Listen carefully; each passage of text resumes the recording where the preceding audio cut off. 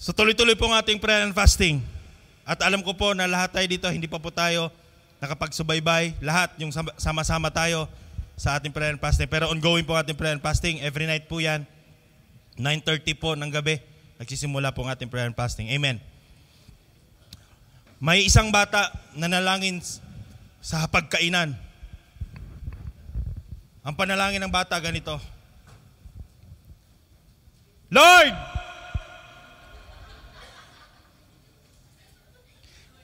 Sana ibigay na yung cellphone ko. Lord, sana ibigay na yung sapatos ko, bagong sapatos. Lord, sana ibigay na yung hinihingi ko sa inyo. Sabi ng kapatid niya, bakit nanalangin ka, pasigaw? Hindi naman bingi ang Diyos. Kasi kuya, hindi nga bingi ang Diyos. Pero si mama at si papa hindi naririnig. Kaya nilalakasan niya ang kanyang panalangin. Ayan po ba? So sa umaga pong ito ay magbabanggit po ako sa inyo ng about sa panalangin. Sino dito ang gustong-gusto ang panalangin? Sinong naniniwala sa panalangin? Kunti lang ang naniniwala. Sana pagkatapos nito marami nang maniniwala sa panalangin. Amen. So sa umagang ito ay pag-uusapan po natin ang panalangin ng nananalangin. Alam ko na, wala talagang nananalangin. So ano ba ang panalangin ng nananalangin? Amen? So sino ang nakakaalam sa kwento ni Hana o ni Ana? Ayan, nabuhayan na sila ng konti. Medyo pamilya na, nagkakasundo na tayo. Sa panalangin kanina, hindi tayo nagkakasundo. Nung binanggit ko si Hana, nagkakasundo na tayo. So sa kwento po ni Hana, si Hana po ay asawa ni Elkanah. Kasama ang kanyang karibal na si Penina. At si Penina ay may anak. At si Hana naman ay wala. At taon-taon, si Hana ay kinukutya ni Penina. Wala kang anak. Di ka talaga pinagkalooban ng Diyos. Bakit hindi nagkaanak si Hana? Kasi ang sabi ng Bible, hindi niloob ng Lord na magkaanak si Hana. Naka-experience na ba tayo sa buhay natin na may mga bagay na hindi kinaloob ng Diyos sa atin? Amen? Nagtataka tayo, nanalangin tayo pero hindi binibigay ng Diyos. Pero sa Bible, may mga panalangin na hindi daw niloob ng Lord. Kaya hindi daw nagkaanak si Hana, hindi niloob ni Lord. Amen?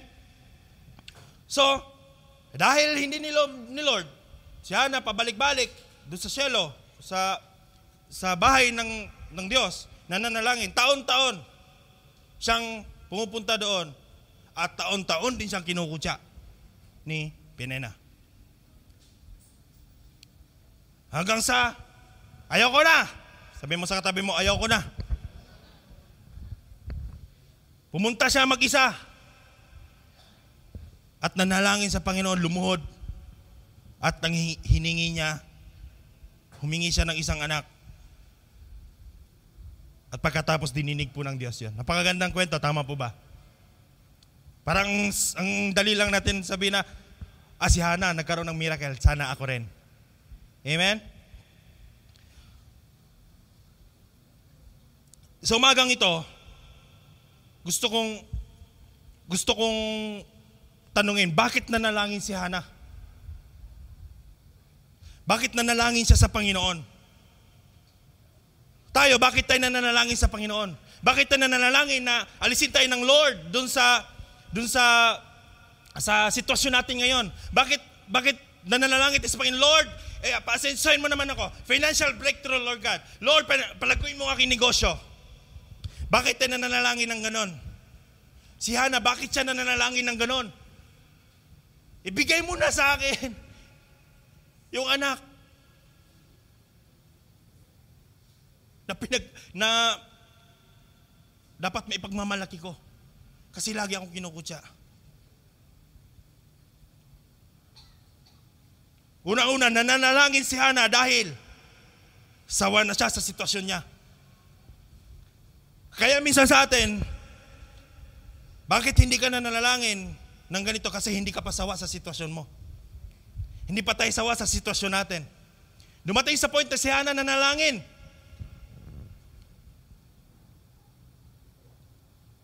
Bakit siya nanalangin sa Panginoon na ganon? Kasi sawa na siya sa sitwasyon niya. Yung sa sitwasyon niya, wala siyang anak, samantalang yung karibal niya, laging merong anak. Sawa na siya sa sitwasyon na kinukutya siya lagi at taon-taon. Hindi ba tayo nakukutya? Na sa oras na bibigyan tayo ng love letter ng AAC tsaka ng Waterworks, lagi tayong namumroblema. Sinong hindi namumroblema pag dumating ang love letter na yon? Praise God, dininig na ang kanilang mga panalangin, Lord. So sawa na siya sa sitwasyon ng gano'n. Lagi na lang ako pupunta ng templo, wala akong kasama. Wala akong anak. Samantalang yung isa, kasama yung anak. Lagi siya kinukutya, wala kang anak. Wala kang takabitbit ng bag mo. Wala kang takabitbit ng handog mo. Kasi wala kang anak, kinukutya. Ito pang pinakamasaklap. Sawa na siya doon sa sitwasyon niya, kinaawaan siya. Kaya Dong, nasa Bible bang kinakaawaan siya? Nung umiyak siya, anong sabi ni Elkanah sa kanya? Ba't ka umiiyak? Hindi pa ba ako sapat sa'yo? Hindi pa ba ako katumbas ng 10 anak para sa'yo? Di ba yun yung sabi sa kanya? Ni Elkanah? Ito yung sitwasyon ni Hana. Kaya dumating siya sa point ng panalangin na ganon. Mamaya, makikita natin kung paano siya manalangin. Di pangalawa, nanalangin siya dahil alam niya na si Lord pa rin ang makakasolusyon sa pinagdadaanan niya. Bakit nanalangin ng tao sa Panginoon? Kasi binigay niya pagtitiwala niya na Lord, ikaw lang talaga pala ang may solusyon. Ikaw lang pala talaga ang may solusyon ng lahat ng ito. Amen? Maging tapat po kayo sa akin, mga kapatid. May mga panalangin ka ba na hanggang ngayon hindi pa dininig ng Panginoon? At nung hindi dininig ng Panginoon, kinalimutan mo na lang. Hindi na naman sinagot ng Lord. Huwag na lang muna. Yung bang tinigilan mo? Meron bang ganon? Nanalangin ka ng bahay. Nakailang taon na, nakasampung taon na, tumigil ka na. Mukhang hindi talaga para sa akin yung bahay na yon. Tumigil ka na. Sabihin mo sa katabi mo, tumigil ka ba? Tumigil ka ba?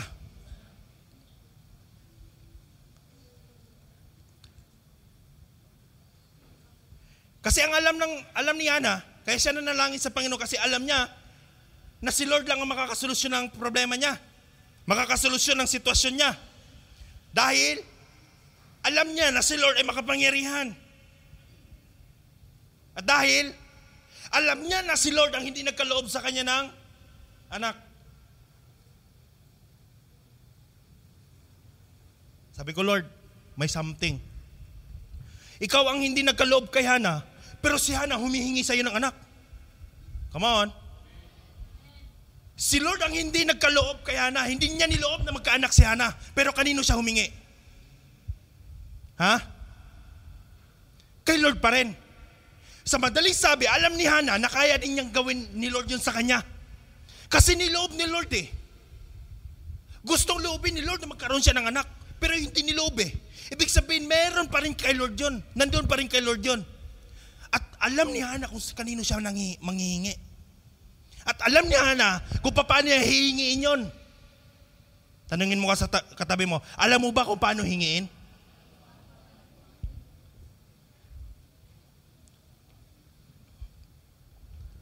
Ayan. At alam niya ni Hana na tiyak na papakinggan siya ni Lord. Ibig ba sabihin yung nanalangin tayo sa Panginoon at hindi nangyari, ay hindi pinakinggan ni Lord yon? Nung nanalangin ka na hindi nangyari sa buhay mo, ibig ba sabihin, hindi narinig ni Lord yon? Ha? Narinig po niya yon. Narinig niya yun. At bukod tangi lang si Lord ang makikinig sa'yo kahit gaano pa kalaki ang problema mo. Subukan mo sabihin mo sa akin yung problema mong malaki. Sasabihin ko pa sa'yo, may problema nga rin ako eh. Laki na ng problema ko, dumagdag ka pa.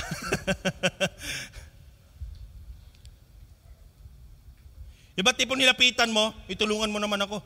Ay, pasensya, ako nga, nangangailangan din eh.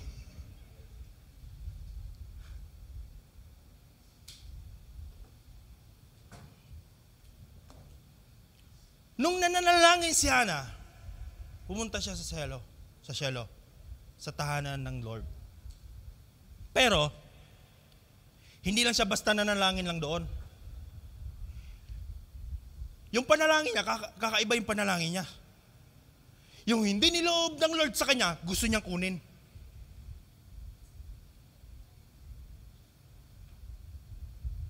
Pwede mo bang hiramin yung yung bang tipong nanghiram ka sa kapwa mo? Pero, ganito kasi siya, nanghiram ka ng ballpen. Alam mo na maraming ballpen yung katabi mo. Nanghiram ka ng ballpen. Dahil alam mo, may ballpen siya. Ang problema, hindi kanya binigyan ng ballpen. Hindi niya niloob na bigyan ka ng ballpen. Hindi niya niloob. Tapos, pumunta ka doon sa kabila. Sabi niya, si ano? Maraming ballpen yun. Anong sasabihin mo? Ano sasabihin mo? Si ano, yung nilapitan mo daw. May ballpen daw yun. Ngayon, ano sasabihin mo? Di naman ako pinahiram, hindi na ako lalapit ulit doon. Tama? Minsan ganun tayo mag-isip eh. Hindi naman dininig ni Lord yan eh. Hindi na ako uulit. Pinanalangin ko na noon yan, wala rin nangyari. Pinanalangin ko na noon yan, di pa rin nangyari. Alam mo ba na ang church building natin, nakailang taon din ang panalangin yan, bago nangyari.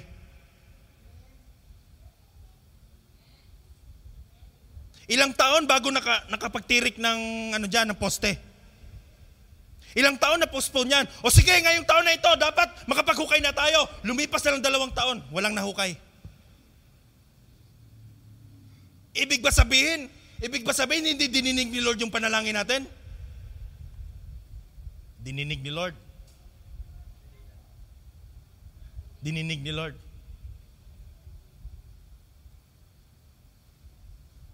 Pero kailan niya dininig? Sa maraming beses na humingi tayo sa Panginoon, yung pagdinig ng Panginoon tuloy-tuloy. Manalangin ka man ngayon, ang sagot ng Panginoon tuloy-tuloy. Sabihin mo sa katabi mo, pag sumagot si Lord, tuloy-tuloy. Kahit manalangin ka ng partial, ang sagot ng Lord tuloy-tuloy. Manalangin ka ng bahay, subukan mong manalangin ka ng bahay ngayon. Tapos tumigil ka, napakatagal. Pero magkakaroon ka pa rin ng bahay.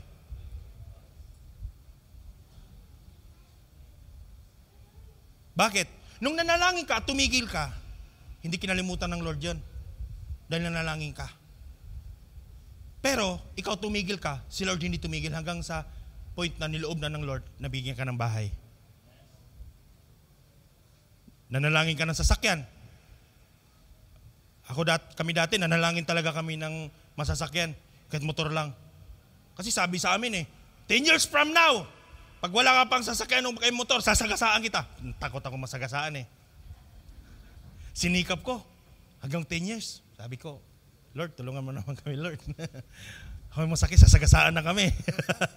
Lapit-lapit na. So, nanalangin si Hana kasi meron siyang pananampalataya. Take note po yan. Pwede kasing manalangin ka sa bibig lang, pero wala kang pananampalataya. Para masabi na prayerful ka.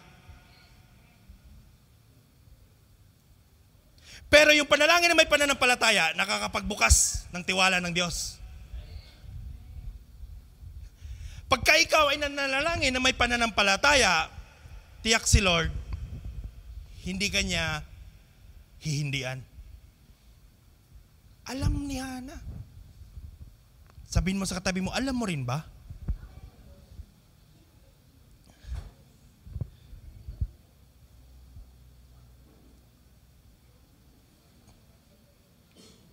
Ang bilis na kasi natin sumuko pagdating sa panalangin.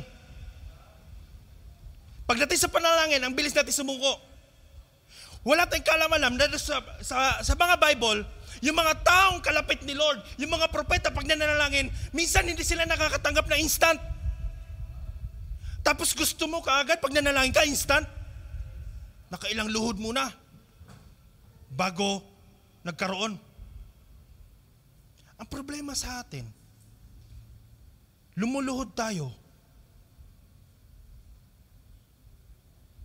Nang-ano pa tayo kay Lord? Lord, kakaluhod ko, Lord. Nagkakalyo na nga yung tuhod ko, wala pa rin eh. Nagkakalyo na yung tuhod ko, Lord. Ba't wala pa rin? Pero hindi natin naisip dati, bakit si Elijah nakakapagpaulan? Bakit si Moses nakapaghati bakit si Joshua nakakapagtigil ng ano? Ba't ganun? Ba't ako hindi? Marahil, prayerful yung mga tao na yun eh. Hindi lang sila isang beses nanalangin.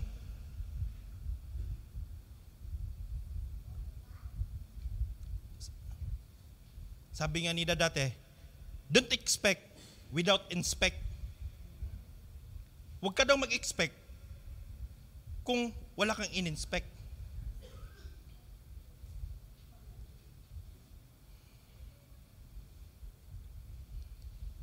Minsan yung panalangin natin, dinadaan natin sa pasigaw. Lord, maawa ka. Pero ang totoo, hindi si Lord ang gusto nating maawa, kundi yung makakarinig.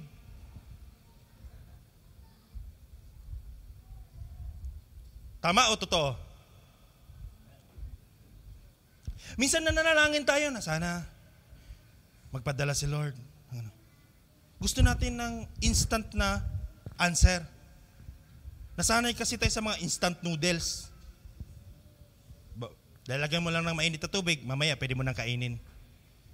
Nasanay tayo sa ganon.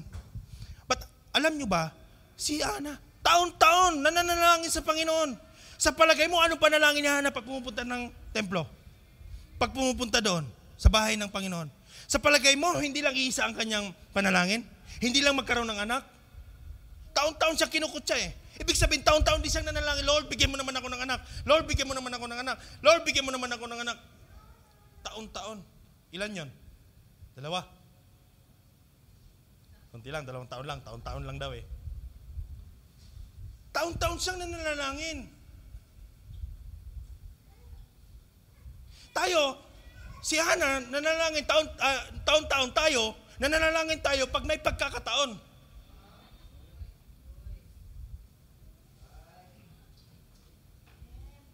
Kailan ka nanalangin?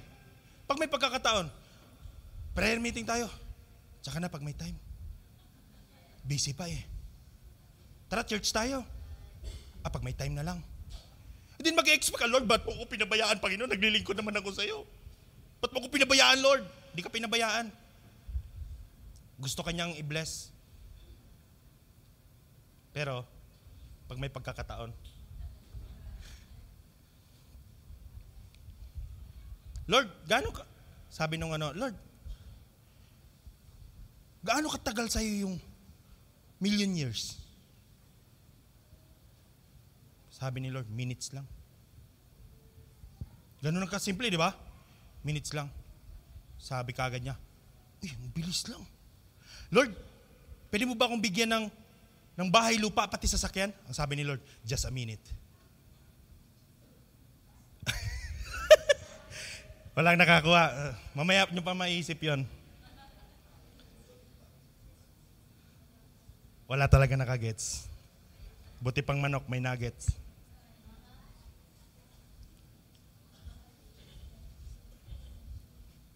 Naririnig ko na si Kuya Mike, naintindihan na niya. Paano nanalangin si Ana?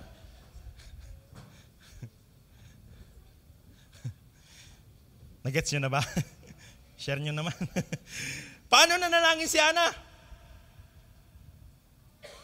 Simple lang manalangin si Ana.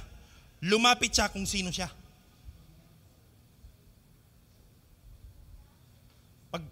Pag may nagtuturo dito or may nag-encourage sa atin, may nag-live group sa atin, pag minsan tinatamaan tayo, tinatamaan yung sitwasyon natin, sinasabi natin, ay hindi ako yun, baka siya. Ay hindi ako yun, baka siya. Pero siya na iba.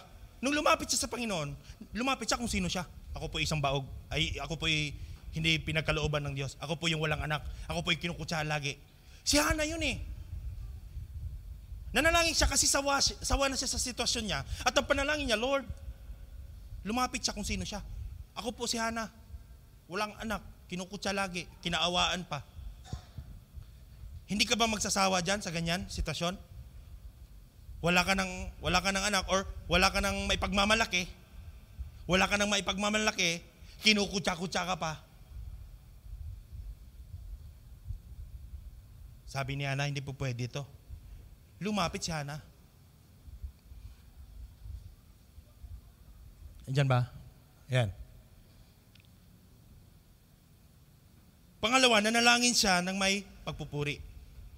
Tingnan niyo po yung verse 11. Verse 11, ganito ang kanyang panalangin. Yahweh, Diyos na makapangyarihan sa lahat, pagpupuri. Purihin mo naman si Lord sa ginawa niya, makapangyarihan po kayo sa lahat. Kahit na hindi ka pinagkalooban, yes, pinakamakapangyarihan pa rin siya sa lahat. Kahit na nakailang taong ka nang nanalangin, hindi ka pa rin sinagot, yes, makapangyarihan pa rin siya sa lahat. Kahit na patuloy ka pa rin na nanalangin, kahit walang sagot, yes, makapangyarihan pa rin siya sa lahat. Ang problema, ganito, nanalangin tayo, hindi tayo sinagot. Anong sabi mo? Hindi kaya ng Lord yan, huwag ka na manalangin. Ang dami-dami na ng problema ng Panginoon, dadagdag ka pa. Ganun yung mindset natin.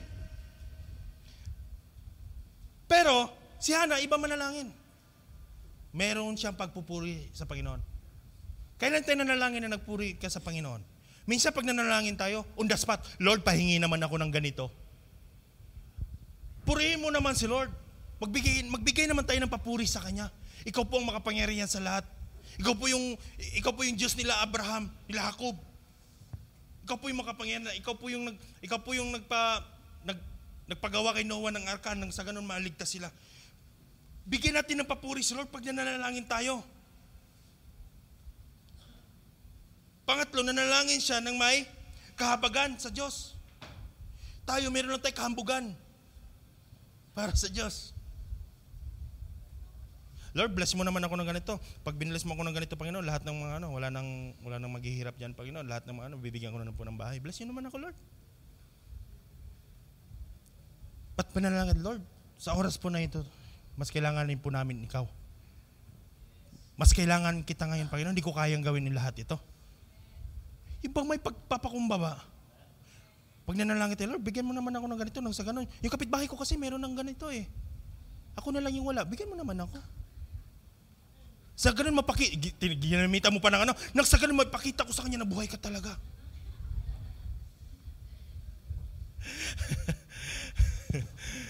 Tama yung dahilan, no? Pero yung motibo, hindi tama.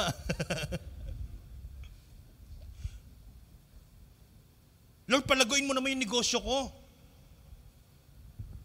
Yung may kahabagan.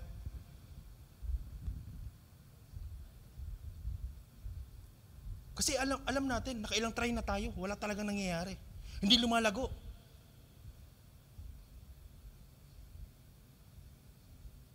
Hindi lumalago. Pero subukan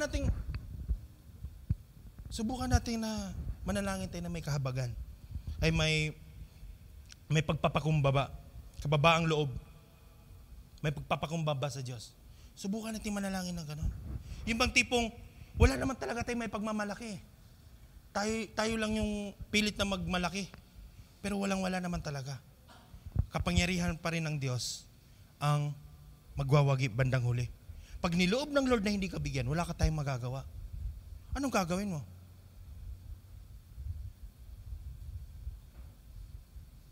Minsan pag nahuli tayo ng LTO, no? Yung mga nag-driver dito, shout out sa inyo.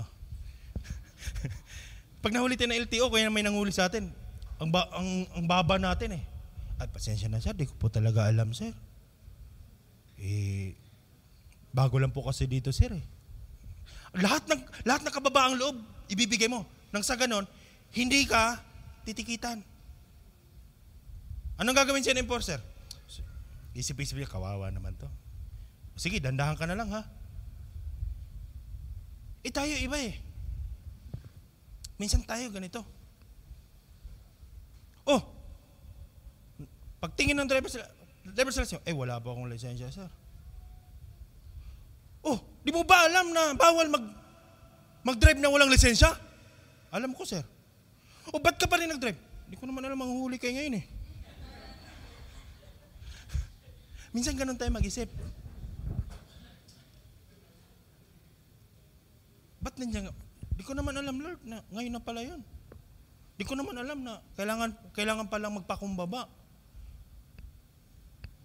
Pero the moment na magpapakumbaba tayo sa Panginoon, hindi kanya tatalikuran. Ang ganda kasi ng ni Hana, yung transformation nung kanyang kwento, no. Pang-apat, isang puntos na lang, magtatapos na tayo. Panalangin ng protection. Kakaiba yung panalangin ni Hana. Tignan mo, ganito ang kanyang panalangin, Yahweh, Diyos na makapangyarihan sa lahat. Kung papakinggan ninyo ang inyong abang lingkod at inyo pong kahabagan, kung hindi po ninyo ako pababayaan, yun bang tipong meron kang hinihingi sa Panginoon, pero set mo muna yung relation nyo at yung communication nyo ni Lord. Mag-set muna tayo, mag-worship ka sa Kanya, magpuri ka sa Kanya, kung pwedeng kumanta ka. Amen. Anong sabi niya dito? Kung hindi po ninyo pababayaan, yung pababayaan, protection yon. Hindi niyo po ako pinabayaan sa kitagal ng panahon.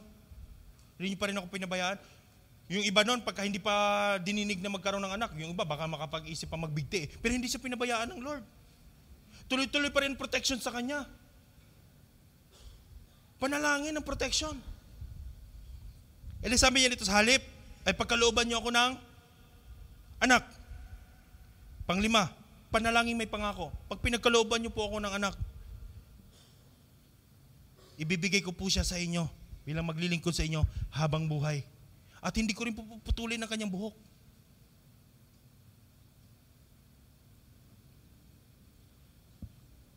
Tinuro sa atin lagi dito, pero gusto kong banggitin sa inyo ulit. Pag nananalangin tayo, dapat yung nakikinabang hindi lang tayo, kundi pati si Lord. Mananalangin ka ng bahay, Lord, pwede bang bigyan mo ko ng bahay? At pwede rin pagdausan ng life group? Lord, pwede niyo po ba akong bigyan ng sasakyan na pwede rin panghakot ng kaluluwa?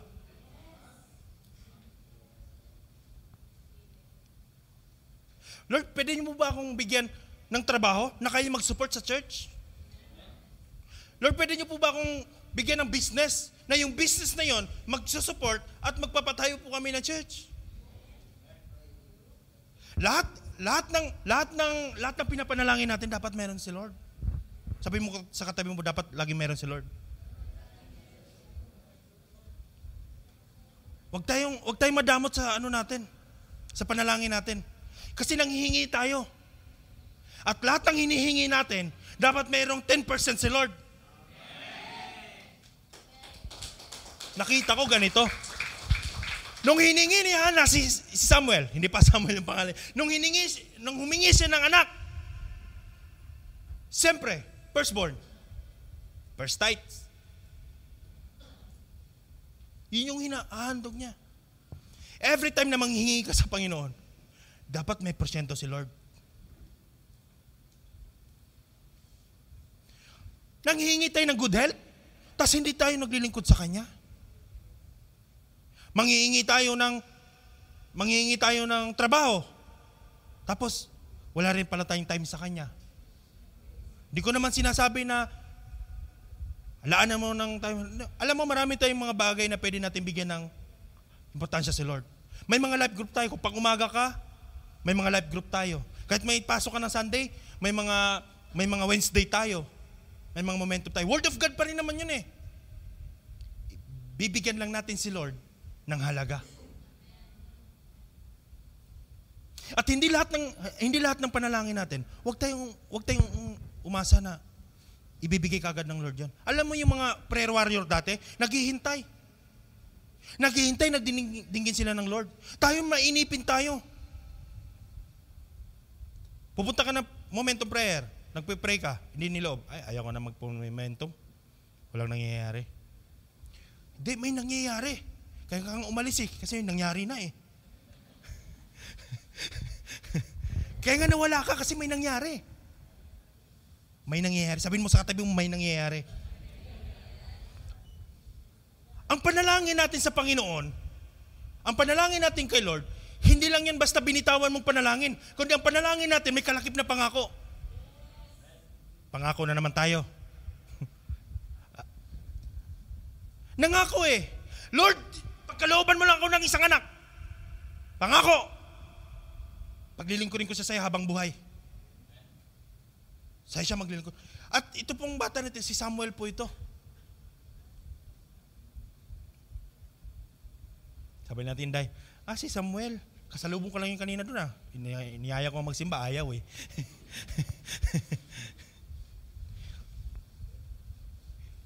Hindi mo alam na yung pinapanalangin mo sa Panginoon, gagamitin pala ng Lord yan. Lahat na magiging sagot ng Panginoon, gagamitin ng Lord yan.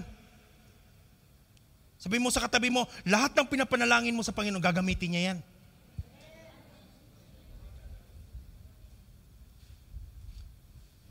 Nanalangin mo, Lord, sana bigyan niyo naman po kami ng matitirhan. Binigyan kami ng bahay. Bahay pa ba yun? Kwarto lang. Kwarto lang. Kasi, yung bahay ko po, hanggang dito. Itong stage na ito, hanggang dito siguro buong stage na yan po yung bahay namin. Magtataka ka kung gaano kabuti si Lord. Nagkasya ang CR, lababo, sala, kusina, pati kwarto. Iba mag-provide si Lord. Maliit lang sa paningin ng iba. Pero pag binigyan ka ng Lord ng wisdom, lahat ng binigay niya, kumpleto. Maliit man siya sa paningin, pero lahat ng binigay ng Lord, kumpleto. Alam niyo po ba ang bahay namin ay pinagdadausan po ng life group? Hindi basta life group, primary life group. Life group ng mga babae. Kailan ba yun? Biyernes. Nandun sila sa kwarto namin. Sabi ko, ba't nandiyan kayo sa kwarto? Pwede naman kayo sa sala. Napaka-exclusive nyo naman. Nasa kwarto kayo. Ang problema kasi, yung kwarto namin, sala rin namin. Minsan, i-house tour ko po kayo doon. Hindi ko na po kayo dadalhin sa bahay kasi baka maligaw kayo doon. Alam nyo, minsan, pag duminig si Lord sa'yo, para sa'yo, napakaliit naman ito, Lord, kulang po ito. No, hindi kulang yung binigay ni Lord. Hindi mo lang alam paano mo papalaguin. Hindi mo lang alam paano mo papagandahin. Hindi mo lang alam paano mo i-maximize yung resources mo. Ano ang sabi ng Bible kanina? Meron yun dito sa Proverbs. Trust in the Lord with all your heart. Do not depend on your own understanding. Hindi mo talaga maintindihan yung galaw ng Panginoon.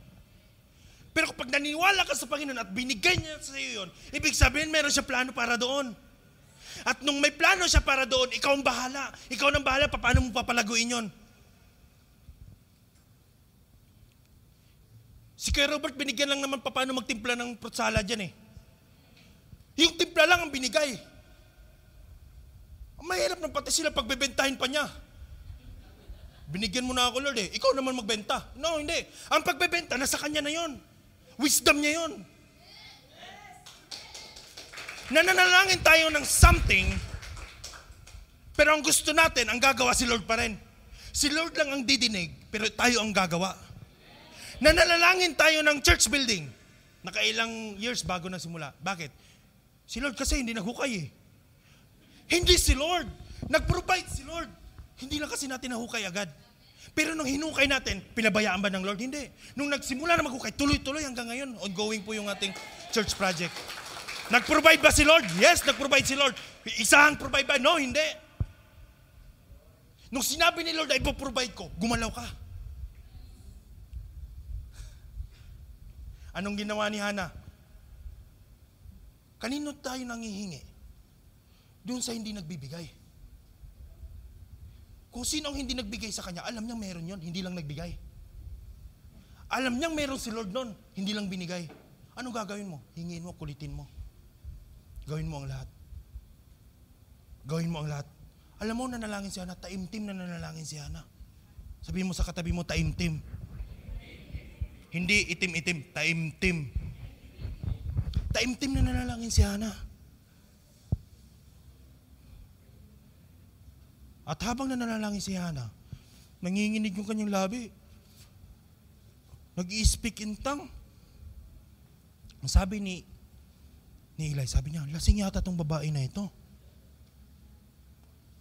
Naglalasing yata tong babae na ito. Sabi, hindi po ako lasing. Hindi po ako lasing. Humihingi po ako sa Panginoon ng anak. Anong sabi ni Eli? Lahat ng panalangin mo, didinggin ng Lord. Sabi niya, nawa, mangyayari nawa ang iyong sinabi sa akin.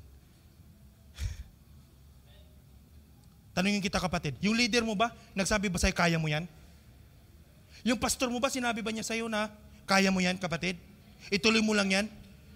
Bakit hindi mo tinuloy? Hindi nakinig sa pastor. Si Hana, kung hindi nakinig sa pastor yan, yung faith niya, nagpaboost sa kanya. Yung pagkasabi ng pastor niya na, nawa mangyari sa'yo ang iyong panalangin sa Diyos. Sounds familiar, di ba? Pag nananalangin tayo, pag humingi tayo ng advice sa ating mga pastor, sa ating mga leader, anong sasabihin nila? Kaya mo yan kapatid, huwag ka lang sumuko. Mayroon pang word na huwag ka lang sumuko. Anong ginawa mo? Sumuko. Iniwan mo yung wag. Tinira mo yung sumuko. Ang sabi, huwag kang sumuko. Huwag kang sumuko. Sabihin mo sa katabi mo, huwag kang sumuko ha. Ang panalangin sa Panginoon, hindi lang yan pag may pagkakataon. Kundi taon-taon na nanalangin tayo sa Panginoon. Hindi lang taon-taon ang ginagawa natin, araw-araw. Ngayon pagkatapos ng prayer and fasting, magpipray ka pa ba? Sino dito yung nagpapasting ng umaga? Tanghali? Gabi? 5 lang po yung nagpipray and fasting, pastor. 5 lang po kami. 5 lang. Pero sinasabi ko sa inyo, lumuhod ka. Yung mga Kapampangan kasi, iba, manalangin. Ginagamit nila, tud. Di ba ito? Anong tawag dito? Tud. Dalawa. Tud. Tud, ito. Dalawa ni Lord. Tud. Kaya pag nanalangin, natutulog. Tud.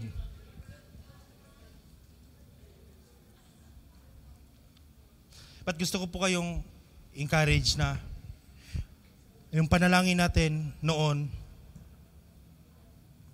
kung hindi pa dininig ng Lord, huwag mong bitawan yon. Ibibigay ng Panginoon yan. Habang nagpipray ako, nanginginig ako. Sabi ko, di ko alam paano ko i-release. Sabi ko, Lord, ano bang gusto mong mangyari? Isa lang ang laging inaano sa akin ni Lord. Yung panalangin mo, hindi ko binabaliwala. Nasa broken family kami. Hiwala yung mga magulang ko. At ang panalangin ko, Lord, sana magkaroon kami ng magkompletong pamilya namin. Sa mata ng tao, sa mata ng iba, hindi kompleto. Kasi si mama ko, meron siyang ginakasama ngayon, yung stepfather ko. Yun po yung papa ko ngayon, stepfather. So pilang ng iba, hindi kompleto kasi hindi naman talaga yung tatay ko. Pero iba pala mag-provide si Lord. Para makumpleto tayo sa loob ng tahanan natin. Kompleto, nanay, tatay, mga anak. Tinignan ko yung pamilya namin, meron kami nanay, meron kami tatay. May mga anak, may mga kapatid. Sabi ko, Lord, kompleto na pala kami. Akala ko di pa kami kompleto. Don't lean on your own understanding. Not lean. Kung anong nangyayari sa buhay mo ngayon, huwag mong isaksak yan sa isipan mo na para sa'yo yan. Hindi mo maintindihan ang purpose ng Lord. Hindi mo maintindihan kung anong gustong magawa sa'yo ng Panginoon. Hindi mo maintindihan kung bakit ginawa ng hinayaan ng Lord yan sa buhay mo. Hindi natin maintindihan. Nagrereklamo tayo. Pinabaha na naman. Bumaha na naman, Lord, pinabayaan mo ba kami? Kaya bumaha. Hindi natin naintindihan na naglilinis lang sila ng ilog. Di nyo napapansin, pag bumaba ang daming basura, di natin naintindihan yan. Pero pag walang basura, wala namang baha eh.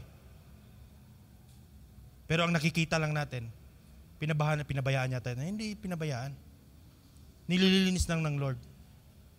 Lahat tayo. Lord, ba't dumaan sa akin yung mga problema na ito? Hindi, para lang linisin, anak. Nagrereklamo ka, sira-sira yung daan mo. Wala kang kaalam-alam na inaayos pala kaya pala sinira. Amen? Si Ana, hindi naman talaga big deal para sa kanya yung anak, di ba? Pero sa panahon nila kasi noon, pag wala kang anak, wala kang kwenta. Wala kang kwenta. Kahiya-hiya ka. Kahiya-hiya ka. Ang panalangin ko sa Panginoon, Lord,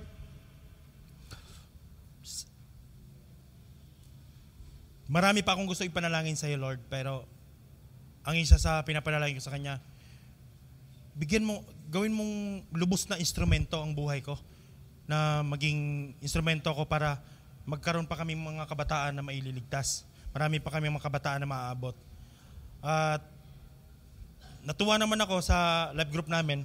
Sabi ko sa kanila, magkaroon tayo ng grand life group ha. Mag-i-invite tayo lahat.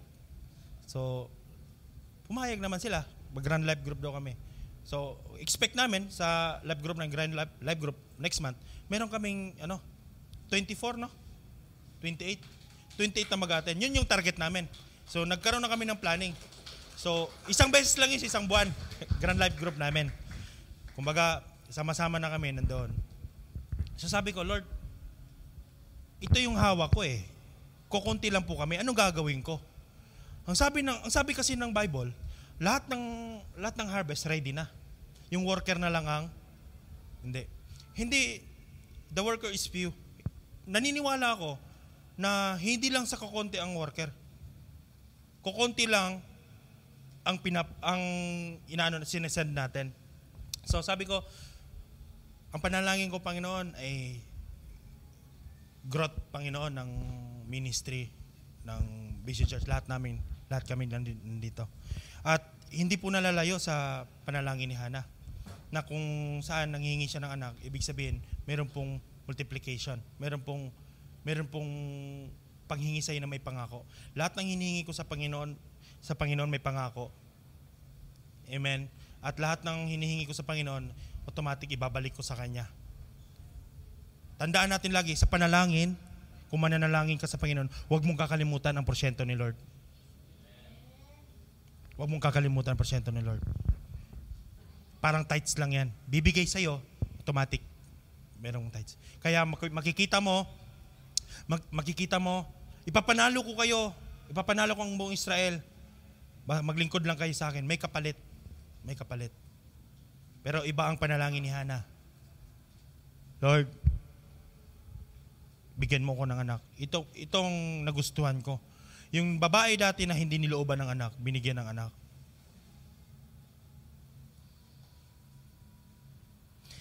Tingnan mo yung katabi mo, mukhang hindi nilooban.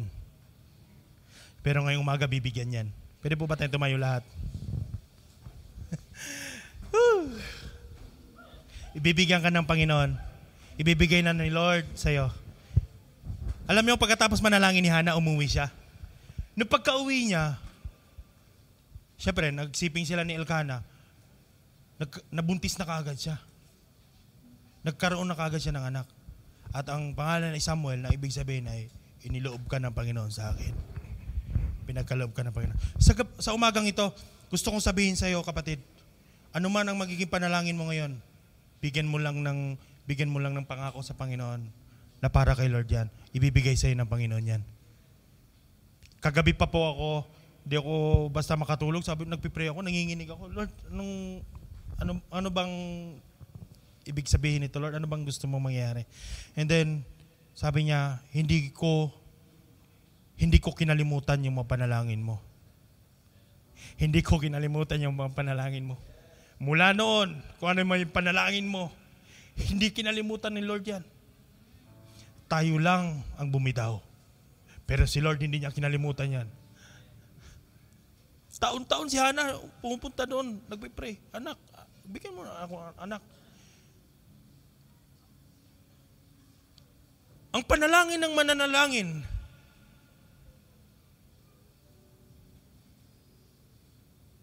ang panalangin niya para bigyan ng papuri si Lord. Every time na nanalangin siya, Lord, ikaw yung hari, ikaw yung makapangyarihan sa lahat eh. Ang problema sa atin ngayon, pag binigay na sa'yo ni Lord yung anumang bagay na hinihingi mo, parang ikaw na yung nagiging hari. Ikaw na yung nagiging makapangyarihan. Gusto mong kontrolin yung oras mo. Gusto mong kontrolin na si Lord ang masusunod sa'yo. No, hindi dapat ganoon. In the first place, nanalangin tayo, Lord, ikaw ang makapangyarihan sa lahat. Ibig sabihin, magsasubmit tayo sa Kanya. Didinggin man niya sa'yo yan, ibibigay man niya sa'yo yung mga panalangin mo na yan. Make sure na si Lord pa rin ang mangunguna, si Lord pa rin ang mag-ahari. Hindi yun yung panalangin mo. Hindi yun yung answer prayer mo, hindi yun yung magiging makapangyarihan. And make sure, pag binigay sa'yo ng Lord yan, meron ka pa rin mapagpakumbabang puso. Baka pag binigay ni Lord yan, sasabihin mo, dugot pawis ko. Yung nagipuhunan ko dito, kaya nakamtan ko to. Kapatid, mali yun.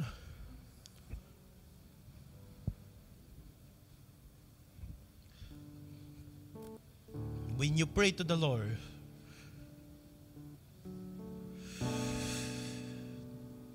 manalangin ka na may pananampalataya. Hindi ko sinabi na walang pananampalataya, panalangin mo noon. Pero kapatid, ito na yung time.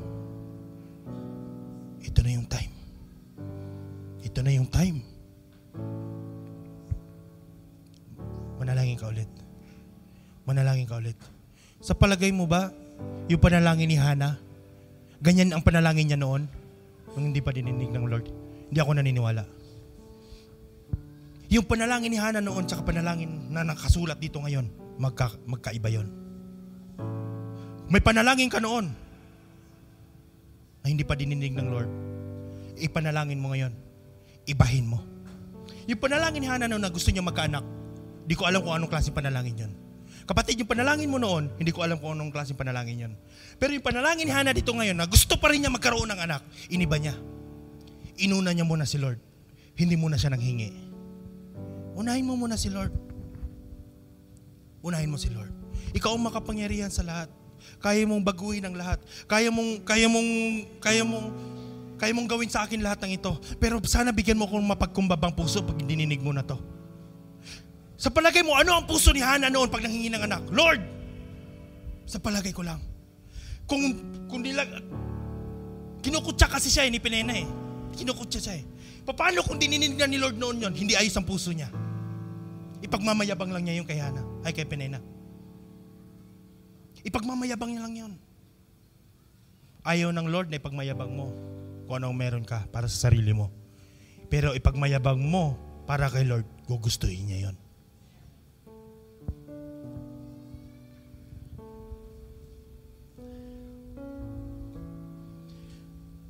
Hindi abot ng isip natin yun. Hindi natin abot ng isip yun.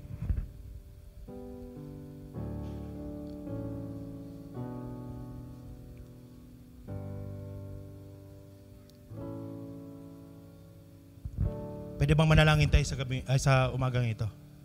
Di ko alam kung anong klaseng panalangin ang gusto mo. Di ko alam kung anong klaseng panalangin ang gusto mong gawin ngayon. May pagkakataon ka para manalangin sa Panginoon ngayon.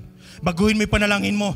Pero make sure na ang panalangin mo may pagpakumbaba. May pananampalataya sa Panginoon. Merong paghahari pa rin si Lord sa buhay mo. Meron pa rin yung, Lord, ikaw bang makapangyarihan sila? Kahit mangyari ito, ikaw pa rin makapangyarihan sila. Di ko alam. Di ko alam kung anong gusto mong gawin ngayon sa panalangin mo. Di ko alam kung luluhod ka, tataas mo yung kamay mo, yuyuko ka, pipikit ka. Di ko alam. Pero gawin mo kung anong gusto mo.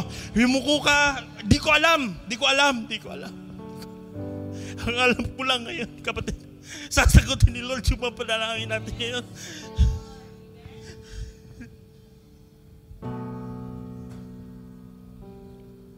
Hindi ko alam kung anong klase ng panalangin yung gusto mong gawin. Isa lang ang alam ko sa umagang ito, kapatid, at ma-share ko sa iyo. Lahat ng ipapanalangin mo ngayon, didingin ni Lord yan. Hallelujah, hallelujah, hallelujah. Come on. Hallelujah, hallelujah, hallelujah, hallelujah, hallelujah. Hallelujah, hallelujah, hallelujah. Oh. Hallelujah. In verse 24, nung dininig ni Lord ang panalangin ni Hannah, nang lumaki na si Samuel, dinala siya ng kanyang ina sa bahay ni Yahweh. Sa Shiloh, nagdala pa siya ng ilang torong 3 taon, 5 salop ng harina at alak na nakalagay sa sisidlang balat.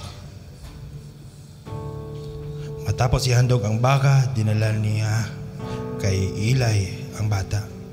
Sinabi ni Ana, kung natatandaan po ninyo, kapatid, hindi natin kakalimutan yung panalangin ngayon. Kung natatandaan po ninyo, ako po ang babaeng nakita ninyong nakatayo rito noon at nanalangin kay Yahweh. Kapatid, nakita ka ni Lord ngayon. Nakita ni Lord yung puso mo.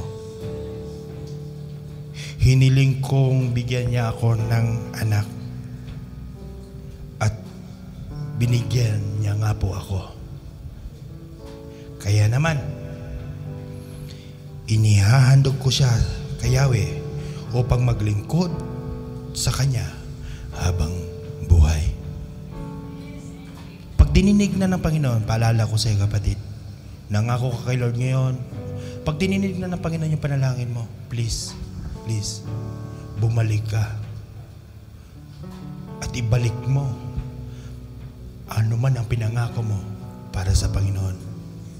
At habang buhay mong matatandaan na nanalangin ka sa Panginoon noong time na ito, dininig niya ng pag-uwi mo. Di ko alam kung kailan niya didinggin yan, but kapatid, simula sa oras na ito, kung talagang nanalangin ka, didinggin ng Panginoon yan. Didinggin ng Panginoon yan. Bumalik ka. Dala-dalang testimony mo. Nanalangin ako, may testimony yung babae. Amen.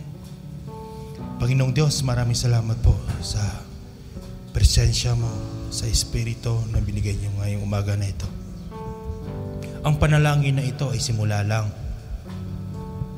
Ito yung simula kung saan makapagbigay kami sa inyo ng papuri at pasasalamat. Inaayos mo ang aming mga panalangin na hindi dapat para sa aming sarili, kundi para din para sa inyo. Maraming salamat po sa umaga na ito.